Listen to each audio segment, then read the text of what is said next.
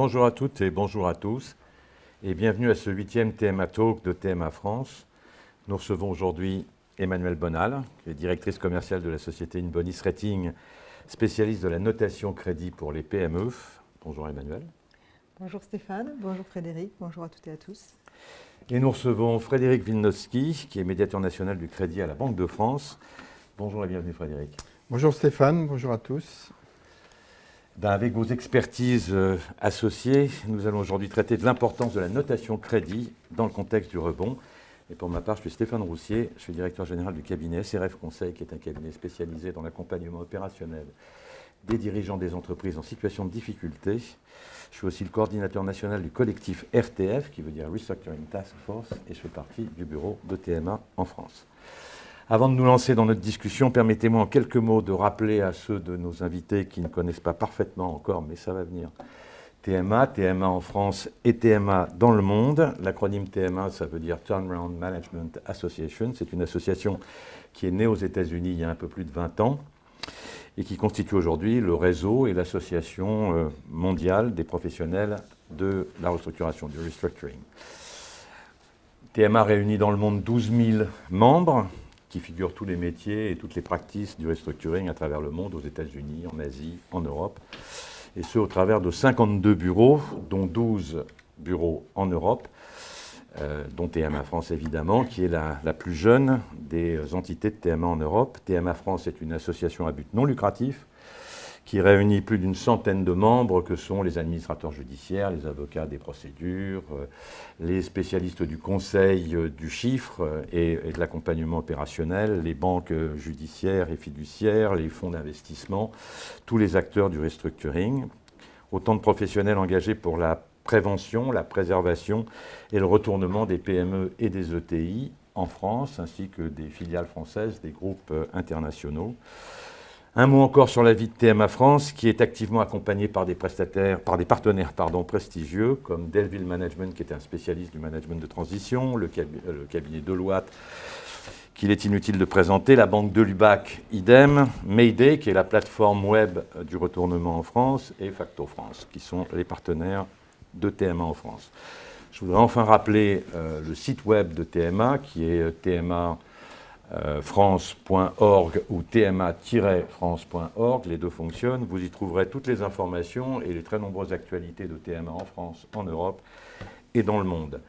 Pour ceux de nos invités qui sont en ligne, vous pouvez poser vos questions tout au long de notre discussion en utilisant le chat Zoom et nous répondrons aux questions en fin de parcours, y compris les questions de la salle. Voilà, j'ai à peu près tout dit de cette présentation sur TMA. Et donc, bienvenue Emmanuelle, bienvenue Frédéric. Je le disais tout à l'heure, Emmanuelle, vous êtes la directrice commerciale de la société Inbonis. Vous êtes par ailleurs membre de TMA en France et à ce titre en charge de la commission Relations Investisseurs. Vous avez passé 15 ans au sein de différents groupes bancaires français et notamment d'Arkea Lending Services, qui est la première plateforme de financement des intermédiaires pour les entreprises. Et vous avez rejoint Inbonis en janvier 2021. C'est inutile de regarder ton papier parce que je le connais par cœur. Pour démocratiser la notation de crédit auprès des PME. Quant à vous, Frédéric, vous êtes le médiateur national du crédit, je le disais, à la Banque de France. Vous êtes également secrétaire général adjoint de l'autorité de contrôle prudentiel et de résolution, la CPR. Vous êtes un expert national et international reconnu des crises bancaires, à l'instar de 2008 et de 2011. À la fin des années 90, vous avez activement participé aux négociations qui ont conduit à la réglementation BAL 2 et BAL 3, et plus récemment, dans le cadre de la crise Covid, vous avez été moteur dans l'élaboration du plan d'accompagnement, et dans le pilotage d'ailleurs du plan d'accompagnement et de soutien aux entreprises en situation de difficulté, notamment du fait de leurs relations avec les banques. Et pour démarrer, je me tourne vers vous, et je voudrais bien qu'on fasse un peu de macro, parce que vous êtes quand même la Banque de France. Et donc je pense que nos invités... Un représentant de la Banque de France. Aujourd'hui et ce soir, la vous Banque êtes la Banque de France. Et je suis sûr que nos invités sont évidemment intéressés d'avoir l'analyse de la Banque de France sur l'état et les perspectives de nos marchés, des marchés de nos entreprises en France, à l'heure de la crise Covid, du conflit ukrainien, de l'inflation, des problématiques d'approvisionnement, j'en passe et des meilleurs, de l'augmentation de l'endettement des entreprises, des premières échéances du PGE qui se présentent, Comment vous voyez les choses? Bon, tout ça en 5 minutes. Alors, ou en 10, je vous renvoie à un développement, puisque je fais une présentation demain à Toulouse sur ce sujet en 1 heure. Donc, vous pourrez retrouver sur le site de la médiation du crédit mon support. Je crois que ce qui est important, c'est de voir qu'on a changé de contexte. On était dans une crise de la Covid qui n'était pas une crise qui affectait les fondamentaux de notre économie, qui n'était pas une crise financière.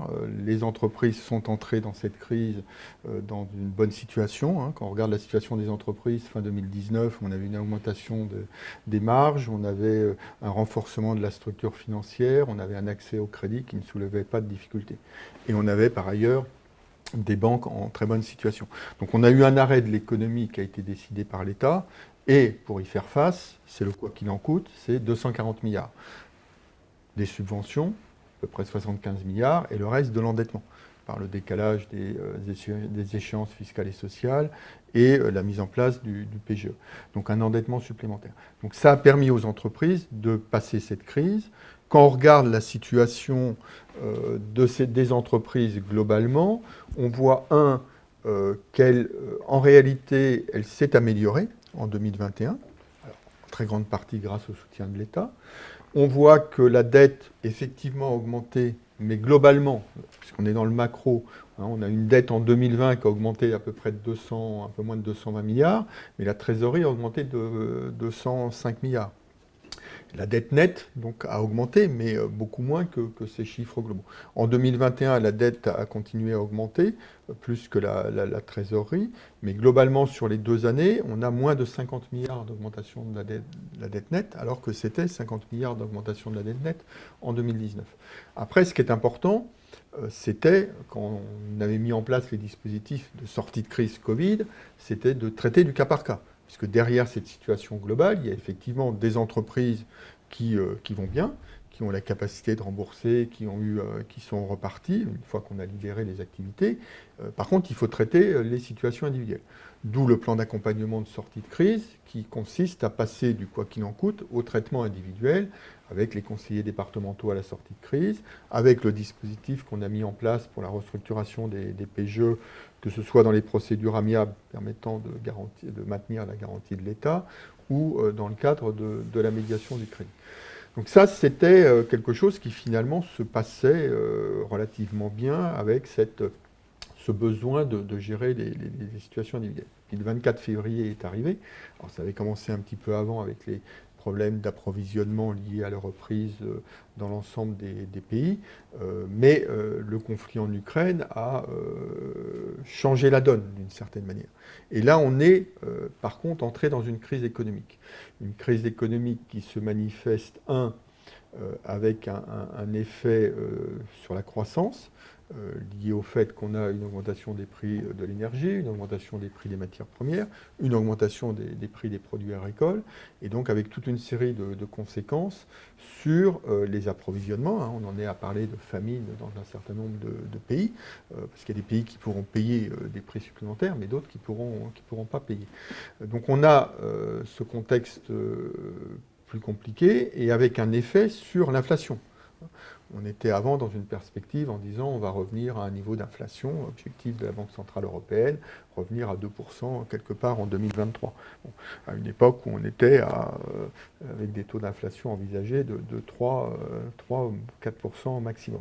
Aujourd'hui, au niveau européen, on est à plus de 7% d'inflation. En France, c'est moins, on est à 5% parce qu'on a un mix énergétique qui est différent, donc l'impact des prix de l'énergie.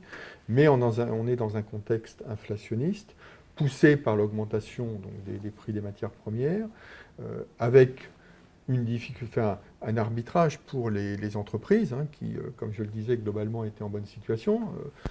Qu'est-ce qu'on peut prendre sur la marge? Qu'est-ce qu'on répercute dans toute la chaîne? Première question. Deuxième question, qu'est-ce qui va se passer en termes de salaire? Parce que bien évidemment, la pression de l'inflation conduit à une pression sur les salaires et donc sur les coûts potentiels des entreprises. Donc on a un contexte et des perspectives qui sont complètement bouleversées par rapport au schéma dans lequel on était en sortie de crise de la Covid. Alors on peut se dire qu'à un moment donné, l'inflation, sous réserve de la boucle prix-salaire, elle va arrêter d'augmenter, parce qu'une fois que l'énergie elle a augmenté, l'effet sur l'inflation il est pris, bon, même si ça reste élevé, il n'y a plus d'effet sur l'inflation. Ce qui est important, c'est qu'il y a un engagement, enfin il y a un objectif, et qui est un engagement de la Banque Centrale Européenne, de faire en sorte de revenir à cet objectif d'inflation de 2% en 2024. Donc on a une perspective d'utilisation des outils de politique monétaire permettant de revenir aux 2%. Et ensuite, il y a les politiques publiques. Alors, on n'est pas dans le quoi qu'il en coûte, mais je veux dire, donc, il y avait le plan de sortie de crise, il y a le plan de résilience qui avait été annoncé mi-mars, et il y a le projet de loi sur le pouvoir d'achat qui devrait intervenir juste après les élections. Donc on voit qu'on a, je dirais, une situation, pour résumer, des entreprises qui étaient globalement favorables, où on voyait finalement des perspectives de sortie de crise, avec aujourd'hui beaucoup plus d'incertitudes liées à ces problèmes d'approvisionnement, liées à ces ruptures d'approvisionnement, et donc avec aussi des interrogations sur la capacité finalement à rembourser cette dette supplémentaire comme c'était prévu. Il n'y avait pas de problème, il y avait eu des étalements de charges fiscales et sociales, les plans se passaient correctement. Nos analyses en termes de capacité de remboursement des PGE, je dirais le risque de défaut était relativement faible. Globalement, on est sur un taux de 5% des encours. Et pour l'État, ça représente, compte tenu de l'encaissement des garanties, entre 1 et 2 milliards de pertes. Donc, je dirais par rapport aux 75 milliards de subventions, on n'est pas dans les mêmes ordres de grandeur. Mais c'est vrai que l'incertitude qui est créée aujourd'hui par l'impact de cette crise ukrainienne rend les choses plus compliquées, et la perspective pour les entreprises plus compliquée, puisque là on est finalement dans un arbitrage, dans un certain nombre de cas, entre je rembourse, mais du coup je bride un peu mon développement futur, en termes d'activité courante ou en termes d'investissement. Ce qui est clair, c'est que aujourd'hui, même s'il y a cette incertitude, quand on regarde les indicateurs ne sont pas au rouge. On a une augmentation des défaillances, mais enfin, on n'a pas retrouvé le niveau de défaillance d'avant-crise. Alors même si on dit que ça augmente de 15-30%, je veux dire, on n'est toujours pas au même niveau. On a un accès au crédit qui continue d'être extrêmement favorable, avec des taux de croissance. On va publier demain le taux d'accès, enfin les statistiques sur les TPE. On a un taux de croissance de plus de 6% des crédits, de la même façon que sur l'ensemble des crédits, et notamment les crédits à l'investissement. Donc on a une dynamique qui continue, mais c'est vrai qu'il y a un climat d'incertitude au niveau des entreprises. Et donc ce qui est important, c'est qu'on voit que les politiques publiques, à la fois de l'État et des banques centrales, vont être mises en œuvre pour essayer de corriger finalement un certain nombre d'effets. On a mis en place également des différents comités pour traiter les problèmes d'approvisionnement. Enfin, essayer de faire en sorte qu'il y ait une solidarité. On ne peut pas trouver de réponse quand il n'y a pas d'approvisionnement. On ne peut pas trouver de réponse. Il y a aussi une forte incertitude, bien évidemment, sur qui demeure, sur le type de sanctions, puisqu'on voit qu'il y a des débats. Est-ce qu'il faut avoir des sanctions sur le pétrole, sur le gaz? Donc cette incertitude aussi sur la durée de la crise crée un climat, je dirais, plus difficile. Mais on voit dans les enquêtes, pour terminer sur ce panorama général, on voit dans les enquêtes quand même que l'incertitude a augmenté, mais voilà, la compréhension des mécanismes, je dirais, passer l'effet immédiat, elle commence à être intégrée. Maintenant, ce qui va être important, c'est de gérer les politiques publiques qui vont permettre d'intervenir sur les éléments de fragilité et de faire en sorte que les entreprises qui ont de réelles capacités en termes d'activité puissent passer ce cap difficile, comme ça avait été fait dans le cadre de la crise de la Covid. Merci Frédéric. Juste un tout petit point complémentaire. Historiquement, l'inflation conduit à l'augmentation des taux, ce qui peut être plus ou moins un problème. C'est un des instruments. Oui, un des instruments, mais ça conduit notamment à l'augmentation des taux. Et au regard de la croissance de l'endettement, l'augmentation des taux, ça serait assez malvenu. Qu'est-ce que vous en pensez ? Moi, je n'en pense rien. J'écoute ce que dit la présidente de la BCE. Elle a dit qu'il y aurait une augmentation des taux d'ici le mois de septembre et qu'on reviendrait en territoire positif. Mais c'est ce qu'on a connu dans le passé. Oui, mais enfin, pas avec le même endettement.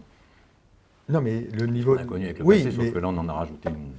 Bien sûr, mais on reste à des niveaux de taux qui sont sans commune mesure à ce qu'on a pu connaître dans le passé. Donc même si on revient... Enfin, on était en taux négatif. C'est quand même assez... Bon, d'accord. Hein, je sais pas, pour les gens comme nous qui ont étudié... Non, mais au regard de la gestion de la dette, non, mais c'est sûr que je dirais qu'il y a un impact, y compris l'impact le plus important d'ailleurs, c'est pour la dette de l'État, puisque ça va coûter plus cher, pour les entreprises aussi. Mais enfin, on reste quand même à des niveaux de taux d'intérêt, même si on augmente. Hein, puisque ce qui a été évoqué, c'était un demi-point d'ici le mois de septembre. Voilà, on reste avec des niveaux de taux d'intérêt qui sont quand même extrêmement réduits. Donc c'est pas... Pour l'État, c'est massif parce qu'il y a une dette très importante. Pour les ménages, la question se pose moins, puisque l'endettement, il est essentiellement sur des crédits à l'habitat, il est à taux fixe, donc il n'y a pas d'effet. L'impact est pour les banques. Et pour les entreprises, sur les crédits à taux variable, il y a des perspectives effectivement d'augmentation de taux. Mais voilà, des niveaux qui peuvent parfaitement être absorbés de mon point de vue. Enfin, le sujet taux, c'est un sujet pour l'État, pour la dette de l'État, essentiellement. Bien, je vous propose maintenant de passer au sujet qui nous réunit ce soir, particulièrement, celui de la notation crédit. Et je voudrais qu'on fasse un peu de pédagogie, parce que j'entends parler de cotation d'un côté, j'entends parler de notation crédit de l'autre côté. Je voudrais bien savoir quelle différence il y a entre la cotation et la notation crédit. On commence par Emmanuel, peut-être ? Très bien, merci Stéphane. Donc si on fait un petit peu de pédagogie, déjà il faut savoir que la notation de crédit, c'est une activité qui est régulée depuis la crise précédente, depuis la crise de 2009, qui est régulée par l'Autorité européenne des marchés financiers. Et en fait, la notation correspond à émettre une opinion qualitative et prospective de la capacité de l'entreprise à honorer ses engagements financiers à moyen terme. C'était une industrie qui, jusque-là, est déjà assez concentrée, puisque 24 agences de notation au total en Europe, largement pilotées et dominées par les trois grandes, qui ne s'adressent toujours d'ailleurs qu'aux très grandes entreprises, aux établissements financiers et aux États pour aller se financer sur les marchés de capitaux. Et donc c'était une industrie qui était jusqu'alors réservée, une industrie assez élitiste réservée à ces entreprises-là. C'est donc dans un souci d'équité qu'Inbonis a été créé pour permettre aux PME et aux ETI d'avoir accès aux mêmes outils d'analyse financière que les grandes entreprises et pouvoir aller obtenir une notation qui leur permette d'avoir une opinion qualitative qui mette en exergue et les points positifs et les points négatifs de leur entreprise au regard de leur secteur d'activité et qui puisse créer de la confiance justement aux investisseurs privés pour aller les financer de la même façon que les grandes entreprises. Une des différences fondamentale, je dirais, entre la notation d'une agence de notation, quelle qu'elle soit, et une cotation, c'est le rendu.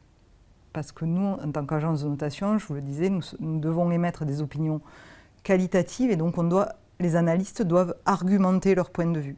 Donc la note, qui est sur la même échelle que Standard & Poor's, va être systématiquement accompagnée d'un rapport qui fait entre 10 et 15 pages et qui met en avant tous les points positifs et tous les points négatifs de l'entreprise au moment où elle nous sollicite, donc au moment où elle en a besoin, au moment où elle a besoin de démontrer sa qualité de crédit, soit pour aller chercher des financements, soit parce qu'à un moment donné, ça s'est tendu avec ses partenaires financiers et qu'elle a besoin d'apporter des éclairages tangibles sur sa situation. Elle va avoir un rapport structuré qui va analyser les points positifs et les points négatifs de risque lié à l'activité, du risque financier.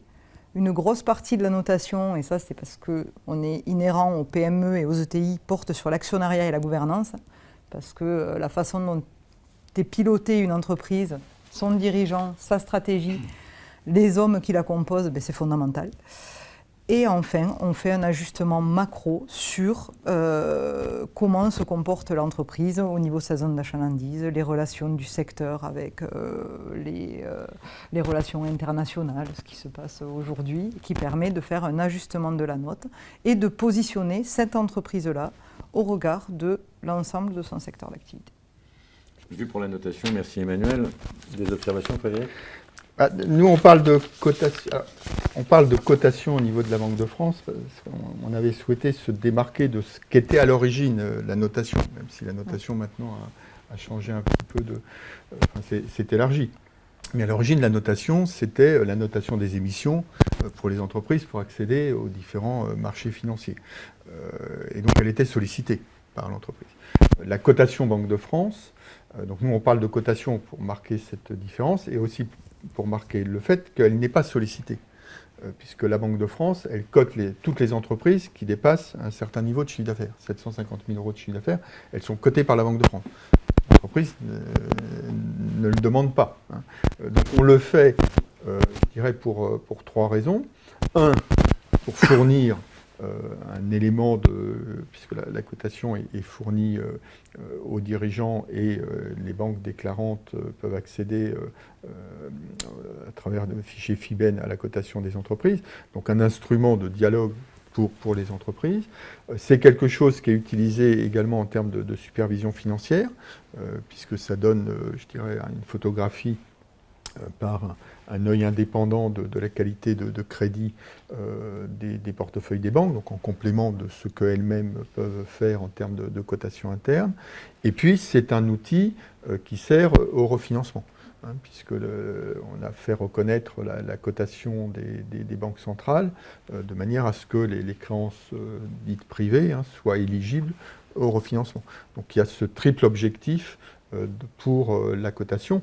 Après, elle repose sur je dirais les mêmes principes en termes d'analyse, d'indicateurs. De toute façon, on reste sur de l'analyse financière.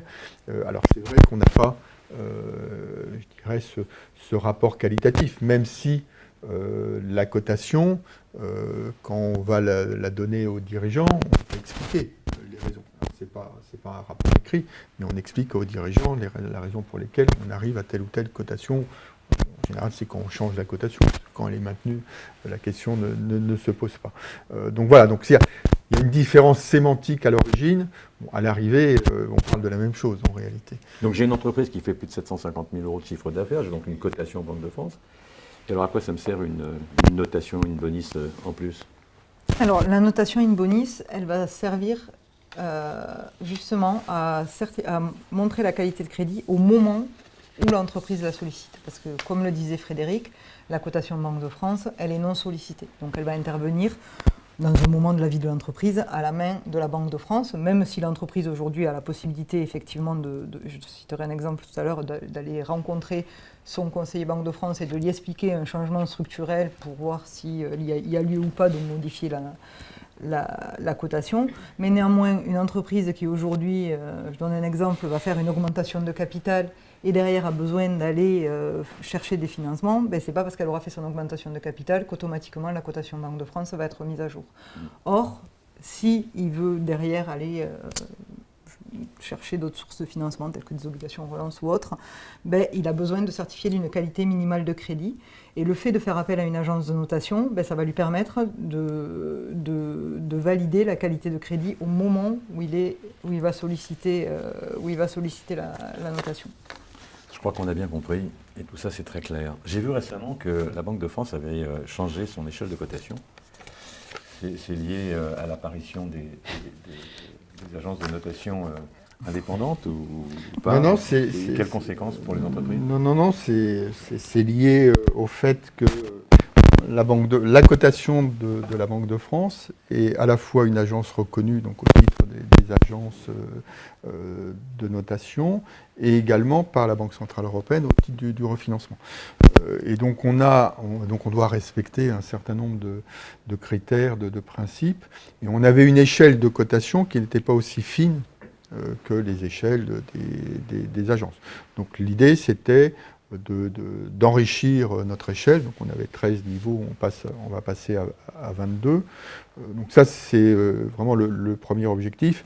Après, on avait un autre objectif qui est plus interne, qui était une rénovation de notre outil de cotation. Donc ça permettait d'en profiter. Mais la raison fondamentale, c'était vraiment le besoin d'ajuster notre grille pour rentrer dans les standards internationaux, même si notre échelle précédente avait été reconnue. Et derrière, on doit justifier de statistiques, de taux de défaillance, etc. Voilà.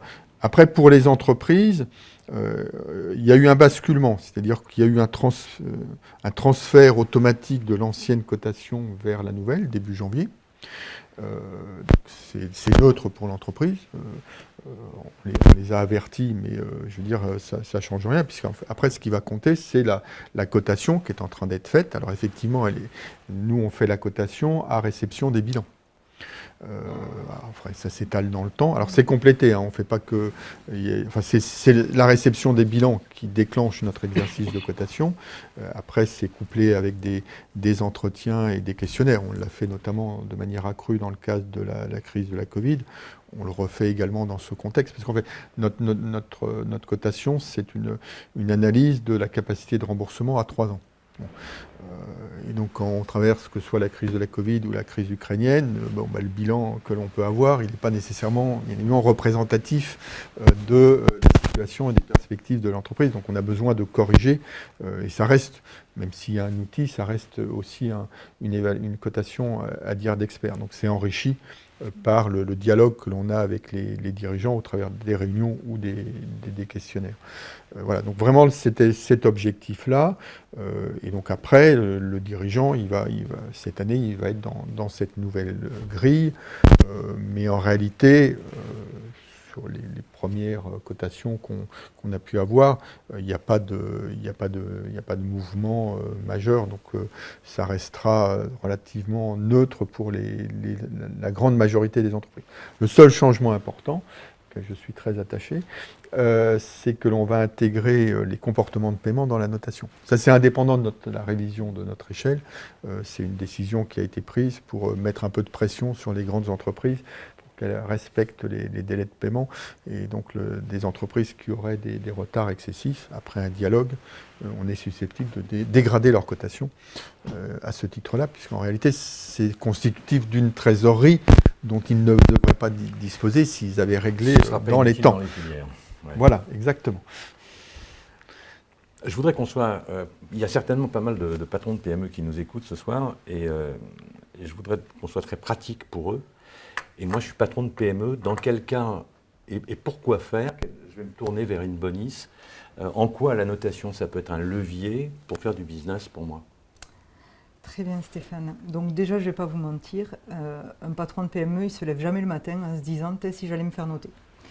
Donc à un moment donné, un patron qui vient nous voir, c'est qui a eu une problématique quelque part, que soit le dialogue s'est tendu avec ses partenaires financiers et qu'il y a besoin de renouer le dialogue et d'apporter une documentation transparente, structurée, reconnue, qui évalue son entreprise et qui situe son entreprise au sein de son secteur d'activité, parce que même si effectivement les établissements financiers aujourd'hui ont leur système de notation interne, la notation d'une agence de notation est validée et reçue très positivement de la part de toutes les banques et de la part des fonds d'investissement, parce que ça va apporter un tiers indépendant qui valide et qui pose un œil sur la stratégie de l'entreprise, sur la façon dont est pilotée l'entreprise et sur ce qui se passe au moment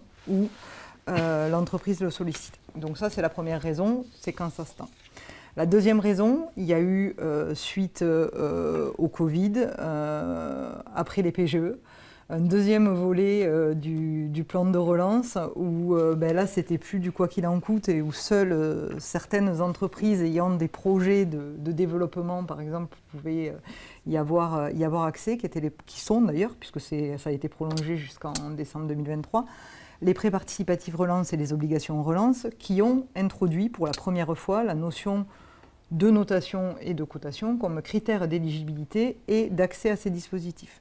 Donc il faut savoir que ces dispositifs-là nécessitent d'avoir soit une cotation Banque de France à 5+, soit une notation d'une agence de notation W-. Et donc, dans certains cas justement d'entreprises qui, à cause du Covid, ont eu des changements structurels récents et pour lesquels la cotation Banque de France n'a pas encore bougé, le fait d'avoir une notation d'une agence de notation qui soit W leur permet d'accéder à ce dispositif. Il y a également d'autres dispositifs européens tels que la garantie du Fonds européen d'investissement qui, elle aussi, exige une notation d'agence de notation.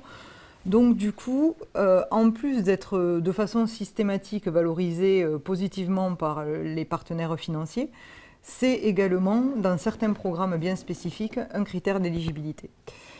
Et néanmoins, et heureusement, c'est là que c'est quand même intéressant pour nous et valorisant pour nous, c'est vrai que si les dirigeants viennent en premier nous voir parce qu'il y a un problème et qu'ils ont besoin d'avoir cet éclairage ou ce complément d'information, on se rend compte que le rapport de notation, donc là, le rapport plus que la note, leur permet en fait d'avoir un élément de monitoring qui va challenger un petit peu tout le monde dans l'entreprise. Parce que ça va challenger la partie commerciale sur le risque lié à l'activité, avec la stratégie client, la diversification du portefeuille client, les relations avec les fournisseurs. Ça va challenger le DAF sur la partie risque financier, mais aussi le management, puisque quand on soulève des problématiques d'actionnariat et de gouvernance, c'est pas toujours évident de le mettre en exergue, mais nous, c'est aussi notre métier de faire ça. Donc du coup, après la notation, ils reviennent se faire noter parce que ça permet d'ajuster, de challenger et de mettre tout le monde autour de la table et de voir les réajustements à apporter. Est-ce que les AGI, est-ce que les fonds, est-ce que les banques, le cas échéant, sont demandeurs de notation? Alors, les fonds, oui. Les fonds dans le cadre des obligations relance, on est pas mal sollicité par certains fonds justement sur des situations particulières. Également sur des programmes, comme je le disais, du Fonds européen d'investissement. Les banques, on s'aperçoit que finalement, comme je le disais, la notation est valorisée de façon positive. Donc, c'est-à-dire que les entreprises qui se sont faites noter, qui ont partagé le rapport de notation avec leurs partenaires financiers, quand elles sollicitent un nouveau financement avant de passer en comité, dans leur banquier qui leur dit « Vous pouvez me remettre à jour votre notation in bonis ». Donc du coup, c'est valorisé positivement aussi par les banques dans ce cadre-là. Dans le cadre des prêts participatifs relance, on travaille également en complément du système de notation interne de certaines banques pour aller noter des entreprises et leur permettre de les rendre éligibles. Et ensuite, effectivement, on travaille avec pas mal de cabinets de conseil qui, une fois qu'ils ont rédigé le deck de présentation des entreprises, nous, on vient voir apporter un complément et voir si effectivement l'entreprise est en capacité de rebondir ou si elle a fait un petit peu trop de tuning. Et justement, en termes de diligence, qu'est-ce que ça représente pour un patron d'entreprise et pour une PME, puisque le focus ce soir, c'est vraiment la PME, qu'est-ce que ça représente comme process, comme lourdeur, comme investigation de conduire une notation? Alors, comme je le disais en début, nous, on a voulu démocratiser l'accès à la notation de crédit. Donc, démocratiser l'accès à la notation de crédit, ça voulait dire jouer sur 3 facteurs. D'une part, que la notation ne soit pas un élément chronophage pour le dirigeant. Donc il ne fallait pas qu'il y passe 3 mois dessus parce que sinon on n'y serait pas arrivé. Donc du coup, entre le moment où il recueille les éléments nécessaires à l'analyse, c'est-à-dire les éléments du rating book qui vont être constitués des derniers bilans comptables, des plaquettes commerciales, de la présentation de l'activité, du bilan extra-financier s'il existe, parce qu'on prend aussi en compte pas mal d'éléments extra-financiers dans nos notations. Des échéanciers de dette, toute la documentation, l'échange systématique avec le management, parce que là aussi, s'il y a bien une complémentarité, je dirais, avec la plus grande agence de notation au monde, qui reste la Banque de France, parce que quand même, c'est 280 000 entreprises par an, c'est ça? 300 même. 300 même maintenant, donc forcément, nous, on en note 300 par an, et non pas 300 000. Donc, une marge de progression, c'est bien. On a du progrès à faire. Mais ceci dit, on passe à peu près entre 2 et 4 heures avec chacun des dirigeants pour challenger sa stratégie, comprendre comment sont prises les décisions, challenger le business plan, puisqu'on va aussi se baser sur un business plan et sur un atterrissage pour pouvoir faire cette analyse de prospective. Donc du coup, entre les 3 heures consacrées par le dirigeant, le moment où il nous transmet le rating book et le moment où on arrive à la fin de la notation, il va s'écouler 10 à 15 jours ouvrés à partir du moment où le rating book est complet. Et ça, c'est une grosse nuance. D'accord. Message reçu. Message reçu pour les patrons de PME. Tout à l'heure, Emmanuel évoquait les PPSE, les prêts participatifs soutenus par l'État, les obligations relance, l'ensemble de ces dispositifs qui ont été mis en œuvre il y a quelques mois. Comment ça se passe dans la cotation Banque de France? J'ai bénéficié d'un PPSE ou d'obligations relance. Comment c'est pris en compte dans la cotation? Alors certains ont espéré que, parce qu'on a parlé de quasi-fonds. En fait, cette question pourrait se poser plus largement pour la dette. Les PGE aussi. Pour de la dette, on est bien d'accord. On va en parler après. C'est de la dette. Ouais, alors, on parle de quasi-fonds propres. Quasi-fonds propres, ça n'existe pas. Donc c'est de la dette. Un prêt participatif, une obligation relance, c'est de la dette, c'est remboursable. Même si c'est remboursable in fine, ça reste. Les commissaires aux comptes qui sont parmi nous. Ça reste de la dette. Auront peut-être une vision différente, mais. Non, fiscalement, c'est de la dette. Supérieur à 7 ans, sans taux d'intérêt. C'est de la dette. Ça peut être considéré comme des quasi-fonds propres au sens de la doctrine, mais. De la doctrine, oui, mais dans un ratio, à un moment donné, il faut le mettre quelque part. Oui. Dans les quasi-fonds propres. Faut le mettre. Oui, mais ça n'existe pas, ça. Donc, il faut le mettre dans la dette ou dans les fonds propres. C'est pas pareil. Donc, c'est de la dette. Simplement, c'est de la dette particulière. On est bien d'accord. Puisque obligations relance, elles sont remboursables in fine, prêt participatif relance, il y a un différé de remboursement en capital. Donc nous, ce que l'on a dit, d'ailleurs on l'a écrit, on a actualisé, on a une notice sur les prêts participatifs, donc on l'avait actualisé, ça reste de la dette. Par contre, effectivement, c'est pris favorablement dans les perspectives de l'entreprise, puisqu'on a une dette spécifique. Mais donc il y a une partie, je dirais, qui va venir pénaliser le ratio d'endettement, mais il y a une partie, voilà, c'est corrigé par la nature particulière de la dette. Mais ça ne remplit pas l'espérance de certains qui était de dire ça doit être compté dans les capitaux propres. Voilà. Non, comptablement et fiscalement, c'est de la dette. D'accord. Je vois qu'il y a plein de questions qui s'affichent, alors je vais en prendre une ou deux. On a encore des points à évoquer, mais je vais en prendre une ou deux maintenant, parce que sinon je crains qu'on n'ait plus beaucoup de temps après pour les prendre. Déjà, est-ce qu'il y a des questions dans la salle, à ce stade? Alors je vais prendre celles qui sont online. Bonjour, concernant le changement de la notation par la Banque de France, plus d'échelle, va-t-il y avoir une correspondance faite avec les agences de notation internationales? Un règlement de 2012 avait réalisé cela. Merci.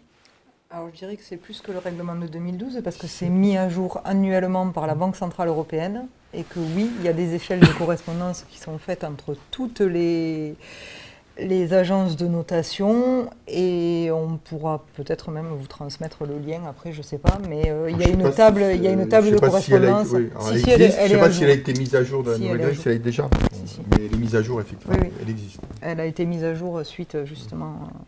Oui. Parce qu'en fait, c'est lié à des taux de défaillance. Oui, tout à fait. Alors, on me précise, tiens, c'est Florent Poindron, bonsoir Florent, qui nous précise en ligne, il n'y a pas une mise à jour actuellement. C'est moi, je l'ai.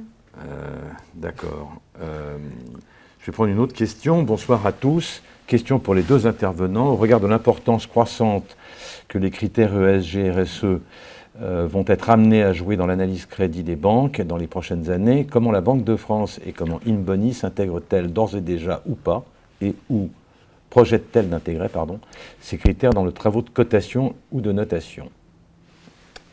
Et c'est une question d'Alexandre Koning. Alors pour ce qui concerne la Banque de France, c'est un chantier que l'on a ouvert dans le cadre de notre plan stratégique 2024. Donc on regarde la manière d'intégrer ces éléments. Après, ce qui n'est pas encore tranché, enfin il y a des problèmes méthodologiques, et deux, ce qu'on n'a pas tranché encore, c'est est-ce qu'on l'intègre dans la cotation elle-même, La réponse n'est pas évidente, puisque je disais, la cotation, c'est la capacité de rembourser à 3 ans.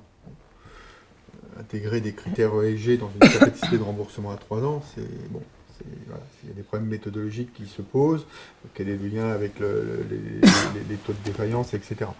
Après, l'alternative, c'est d'avoir un critère dans la cotation qui soit un critère ESG. Et pour l'instant, on est à la phase de travail méthodologique de manière à intégrer ces éléments. Mais on y travaille, c'est effectivement un point important. On voit bien que tout ce qui est extra-financier de manière générale a pris une importance accrue. Il y a toute une série de règlements, de textes européens qui vont normaliser également le type d'information. Donc, ce qui facilite bien évidemment derrière le travail d'analyse que l'on veut faire. Mais c'est un travail en cours et donc c'est pas pour tout de suite. C'est dans notre stratégie 2024, donc je ne sais pas à quel moment ça interviendra, mais c'est pas immédiat, mais on travaille sur le sujet. Merci Frédéric. Du côté d'Inbonis ? Alors oui, déjà nous il faut savoir que dans nos notations financières, et ça c'est un audit de l'autorité européenne des marchés financiers qui nous avait été demandé, à savoir quelle part d'extra-financier on prenait en compte dans la partie financière. Donc chez Inbonis c'est 35%. Ce qui est intimement lié au fait qu'une importance du poids de la note est sur l'actionnariat et la gouvernance. Et d'autre part, donc il faut savoir que la notation, donc c'est 70% d'opinion humaine d'analyste et 30% de scoring. Et dans la partie scoring que l'on a, on va prendre en compte des éléments tels que la mixité des collaborateurs, des choses comme ça qu'on demande aux entreprises. Ensuite, on a également développé à côté de la notation financière, et qu'on appelle surtout pas notation, parce qu'effectivement, comme le soulignait Frédéric, aujourd'hui ce n'est pas encore une activité qui est entièrement régulée, même pas du tout. Et du coup, on veut bien le distinguer avec la partie régulée qui est la notation. Donc de l'autre côté, on fait des évaluations extra-financières où on a effectivement élaboré une méthodologie pour évaluer la durabilité notamment des entreprises et où on va là analyser les critères environnementaux, sociaux et de gouvernance des entreprises.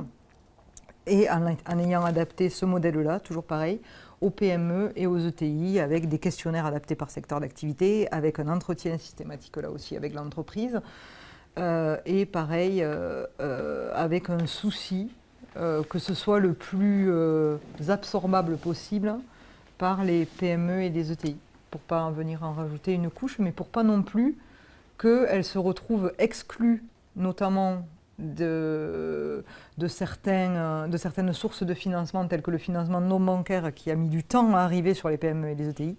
Et donc nous, ce qu'on ne voulait surtout pas, c'est que l'introduction de l'extra-financier et la part grandissante, notamment chez les investisseurs privés, du coup, soit une excuse pour moins financer les PME et les ETI qui, selon moi, ont bien besoin de ces sources de financement.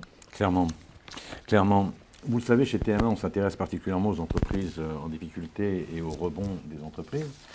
Et la question qu'on se posait, c'était comment ça va se traduire dans la cotation Banque de France et accessoirement aussi dans la notation Inbonis, le fait de la restructuration de la dette financière. On a les bilans qui vont sortir, là.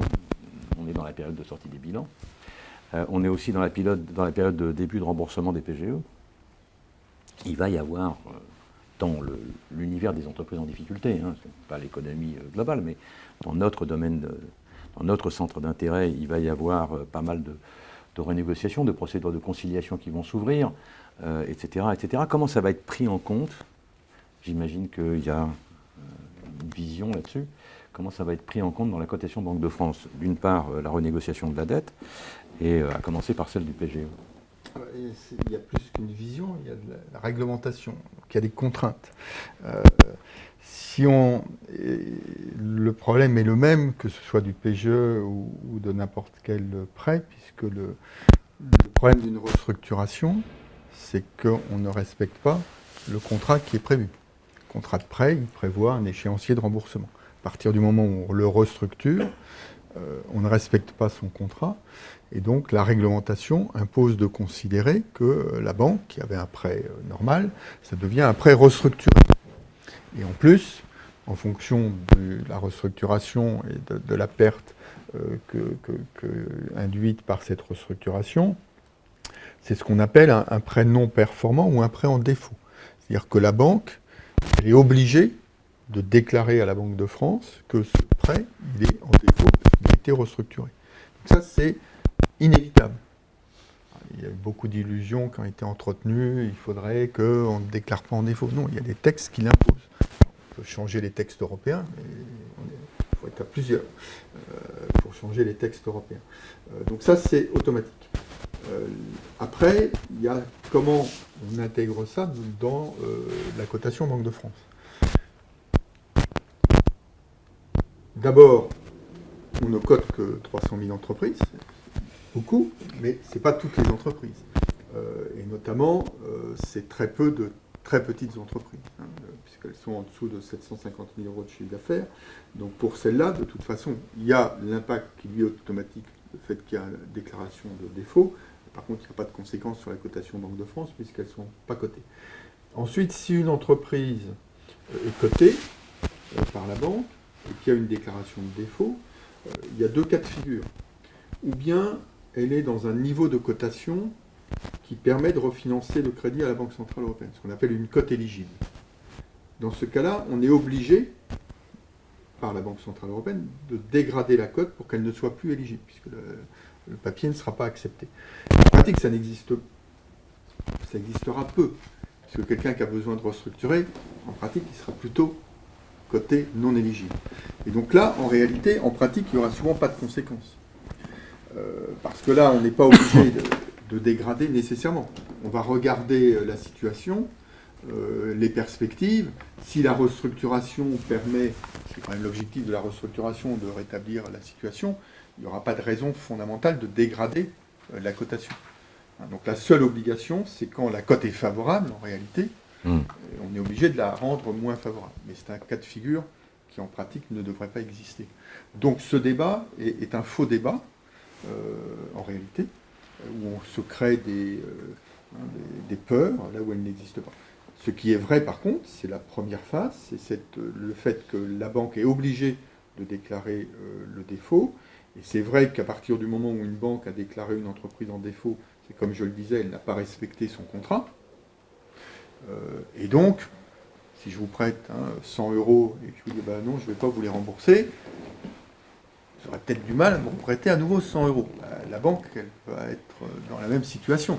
C'est-à-dire qu'une entreprise qui n'aura pas respecté son contrat et donc remboursé le prêt tel que c'était prévu, elle va être plus regardante. Ça ne veut pas dire qu'elle ne va pas le faire, mais elle sera nécessairement plus regardante à prêter à nouveau à cette entreprise.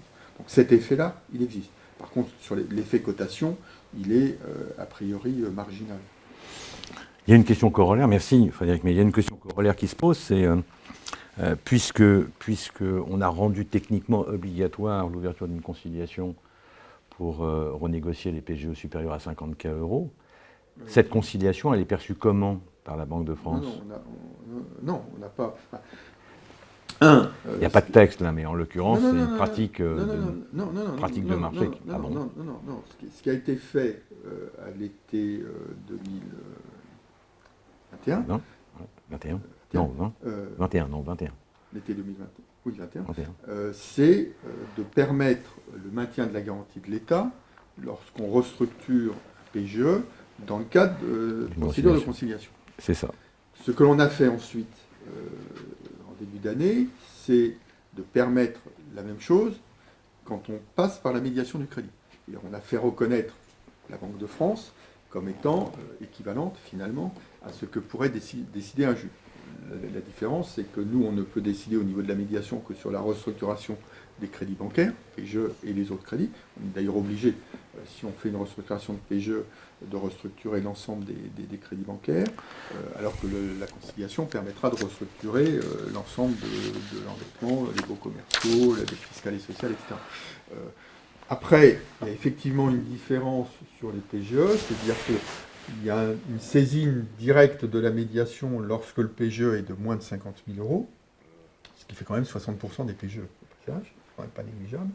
Et il y a la possibilité pour les PGE de plus de 50 000 euros de saisir la médiation, mais après être passé par les conseillers départementaux à la sortie de crise, qui sont ces points d'entrée uniques qui ont été mis en place dans le cadre du plan d'accompagnement à la sortie de crise.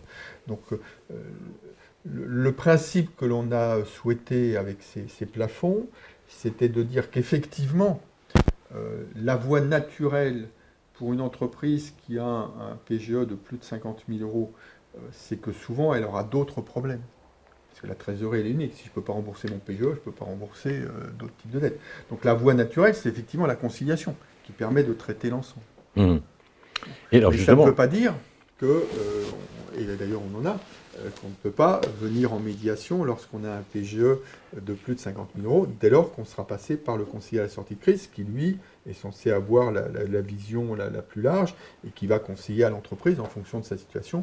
Bah vous, effectivement, c'est la médiation qui est une bonne solution, parce que justement, il n'y aura pas d'autres dettes éventuelles à restructurer, donc on peut se limiter au seul PGE et crédit bancaire dont bénéficie l'entreprise. D'accord sur l'aspect procédure. Par contre, je maintiens ma question. Moi, je fais une PME, j'ai ouvert une conciliation pour retraiter mon PGE. Comment la Banque de France appréhende-t-elle l'ouverture de cette procédure? On ne la connaît pas. C'est ad hoc. Elle est confidentielle. Il y a aucune, nous, la conséquence, c'est en fonction du résultat de la procédure. S'il y a une restructuration, si à l'issue de la procédure, il y a une restructuration, il y aura déclaration de défaut. Et donc là, on connaîtra le fait qu'il y a eu une conciliation, mais sinon la conciliation elle est confidentielle, donc elle n'est pas connue de la Banque de France. Même si elle était connue, on ne doit pas en tenir compte. Donc on n'en tiendra compte que lorsqu'il y aura eu la décision, avec cette déclaration de défaut et éventuellement impact sur la cotation si l'entreprise est cotée. D'accord. Mais c'est tout. Ok. C'est là où il peut y avoir une petite différence avec nous, notre intervention. J'allais y venir. Parce que du coup, nous, dans ce cas précis, vu qu'on a un échange systématique avec l'entreprise, et on a eu un cas là, tout récent, les entreprises nous le signalent quand elles sont dans ces protocoles de conciliation, et donc on demande effectivement à avoir le protocole. Et, mais une fois qu'il est établi. Une fois qu'il est établi. Mais ça c'est différent, nous aussi. Mais voilà.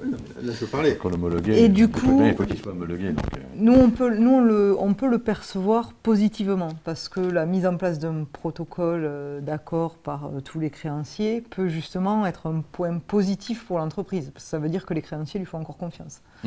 Et donc du coup, ça peut être valorisé positivement, et c'est ce qui a été le cas pour nous là, d'une ETI dans l'ouest de la France, qui du coup a eu son double B qui va lui permettre d'avoir ses obligations en relance alors qu'elle est toujours...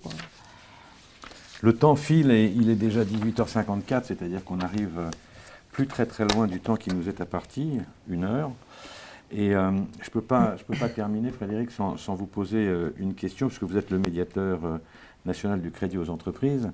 Et c'est vraiment une interrogation pour moi, quelle est la réelle capacité d'influence, voire de contrainte d'ailleurs, de la médiation du crédit sur les banques, signataires de la convention de place, dans le cadre d'un refus de PGE, et particulièrement, singulièrement d'ailleurs, dans le cadre d'une dénonciation de concours?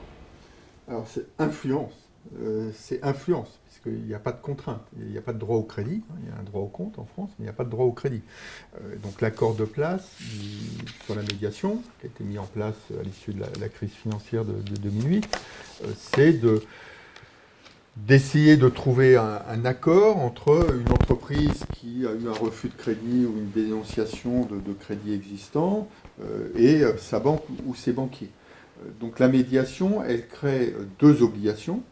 La première, c'est l'obligation pour les banques de venir discuter dans le cadre de la médiation, se sont engagés. Ça, c'est le premier point. Et deuxième point, il y a le gel des concours pendant la durée de la médiation.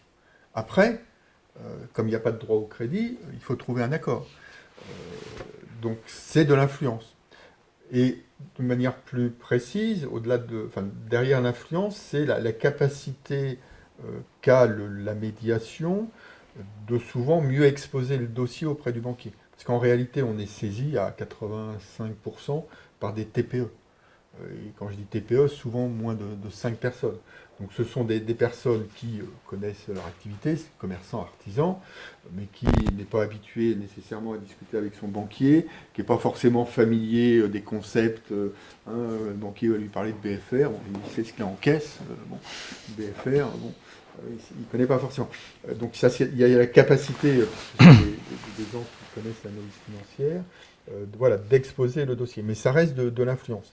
Donc après, la capacité, elle se mesure dans les statistiques. Donc avant crise, donc indépendamment des PGE, on avait un taux de succès de médiation, que ce soit des refus de crédit ou des dénonciations d'à peu près 60%, ce qui est un taux tout à fait satisfaisant en termes de médiation. Sur la partie PGE, on était à 50% en moyenne. C'est assez logique, puisqu'en réalité, on avait déjà introduit la notation pour les PGE. On avait devancé les obligations relance. Les banques s'étaient engagées jusqu'à 5+, à diffuser très largement, et au-delà de 5+, cotation Banque de France ou interne, à faire une analyse au cas par cas. Engagement qu'elles ont respecté. Donc les PGE ont été distribués massivement, et lorsqu'il y avait un refus, et on le voyait dans les dossiers de médiation, d'ailleurs on avait élargi l'accès, puisqu'on avait rendu possible l'accès, y compris lorsque les fonds propres sont négatifs, c'était des entreprises qui souvent étaient en relativement mauvaise situation. Donc on est retombé à un taux de succès de 50% par rapport aux 60%, mais qui restait, compte tenu du contexte de distribution très large, un taux très satisfaisant en réalité de médiation. Donc voilà, donc c'est de l'influence, puisque comme il n'y a pas de droit au crédit, ce qui est assez logique, c'est une entreprise, choisit ses clients, et elle a le droit de refuser si elle estime que le client n'a pas la capacité de remboursement. Donc la médiation exerce cette capacité de recours, et c'est parfaitement admis par les banques. Quelquefois, on entend, j'ai discuté avec une députée justement cet après-midi qui me faisait remonter, ah oui, mais les entreprises, elles ont peur d'aller à la médiation, parce qu'elles ont peur que ça dégrade la relation avec les banques. Et si la banque a refusé, c'est que déjà, il y a une dégradation. Donc, de toute façon, aller à la médiation, ça ne peut être que positif. Ne rien faire, ça ne peut qu'empirer les choses. Donc, les entreprises qui ont des difficultés, voire même où la banque va tarder à répondre, il ne faut pas hésiter à saisir la médiation, qui est parfaitement comprise et assimilée par les banques. Après, voilà, ça reste une discussion entre... et au final, c'est la banque qui décide si elle accorde le crédit. Mais en tous les cas, il ne faut pas hésiter en cas de difficulté à nous saisir. Très clair, monsieur, très clair. On arrive au terme de notre heure. Est-ce que j'ai une question dans la salle? Moi, j'ai une question, Jean-Pascal Beauchamp de l'Ouest. Est-ce que vous considérez, si les variables un peu macroéconomiques qu'on a évoquées au tout début de ce webinaire se maintiennent ou se concrétisent, qu'il puisse exister un goulot d'étranglement au niveau de la médiation si beaucoup de dossiers arrivent d'un coup? Et est-ce que vous êtes préparé éventuellement à cette éventualité? La question de Jean-Pascal, je le dis parce que je ne suis pas sûr que nos auditeurs t'entendent, et de savoir si à la Banque de France et à la médiation du crédit, on s'est préparé à l'éventuel goulot d'étranglement qu'il pourrait y avoir au regard du nombre de dossiers qui pourraient se présenter dans les mois qui viennent. On a absorbé, on était à 1000 dossiers en 2019, avant crise, par an. On a fait 14 000 dossiers en 2020. Donc voilà. Comme je le disais tout à l'heure, non, je ne l'ai peut-être pas évoqué, on était revenu sur le dernier trimestre et le premier trimestre de cette année, on était encore à 200-250 dossiers. Là, on est à 200 dossiers par mois, simplement. Donc, c'est parfaitement absorbable. Et en 2020, on avait eu un problème uniquement dans la région Île-de-France. On avait dû renforcer de quelques effectifs pour absorber le flux, puisque l'Île-de-France concentrait des demandes importantes, mais ça avait été très, très temporaire dans le temps. Donc on a tout à fait la capacité d'absorber en médiation un volume beaucoup plus significatif qu'aujourd'hui de dossiers. Parfait, merci beaucoup. Nous arrivons au terme, il est 19h tout rond, mais j'ai une question, je trouve chouette, donc je vais la prendre. C'est une question de Romain Duplantier. Les récentes réformes du droit des entreprises en difficulté ont eu pour objet de favoriser le droit au rebond des entrepreneurs. La nouvelle échelle de cotation Banque de France suit-elle ce mouvement afin de moins pénaliser ceux qui ont fait l'objet d'une procédure collective? 2 minutes pour répondre. Non, enfin, le rebond, comme je le disais, la cotation Banque de France, c'est la capacité de remboursement à 3 ans. Donc, s'il y a un rebond, on regarde les bilans, mais on regarde les perspectives. Donc, on en tient compte, je dirais, de tout ce qui peut être élément positif ou négatif pour l'entreprise. Donc, c'est bien quelque chose qui est intégré par la Banque de France dans sa cotation, et c'est les instructions qu'on avait données pendant la période de Covid, c'est les instructions à nouveau qu'on a données dans la période ukrainienne, à partir du moment où on a des événements qui bien évidemment perturbent l'analyse que l'on peut faire à partir d'éléments historiques. Et c'est pour ça que le dialogue que l'on a de manière autour de la période de cotation, mais même en cours d'année, on a des personnes qui font le tour des entreprises de manière régulière. C'est extrêmement important pour tenir compte justement des éléments de réalité au-delà des seuls éléments financiers. Des observations ? Non, pour compléter ce que disait Frédéric sur ce sujet-là, je pense que c'est là aussi où il y a une complémentarité entre les équipes de la Banque de France et ce que nous on peut faire, justement dans le cadre du rebond. Pour beaucoup d'entreprises, comme je le disais, elles viennent nous voir quand elles ont des situations ou certaines difficultés. Et donc, effectivement, dans le cadre du rebond, le fait aussi d'aller voir les équipes de la Banque de France avec un rapport de notation, certains conseillers non pas intègrent, parce que la Banque de France a sa méthodologie, mais en tout cas a une source d'information supplémentaire qui fait un état des lieux de ce qui a été parcouru par l'entreprise et de sa situation actuelle. Donc, voilà. Super. Écoutez, je vous remercie infiniment, Emmanuel. Je vous remercie infiniment, Frédéric. Merci. J'espère que cet échange aura été instructif pour nos invités. Et je vous donne rendez-vous très probablement au TMA Talk numéro 9, qui aura lieu le mois prochain et dont vous serez avertis par Internet et par mail. Très bonne soirée à tous. Merci.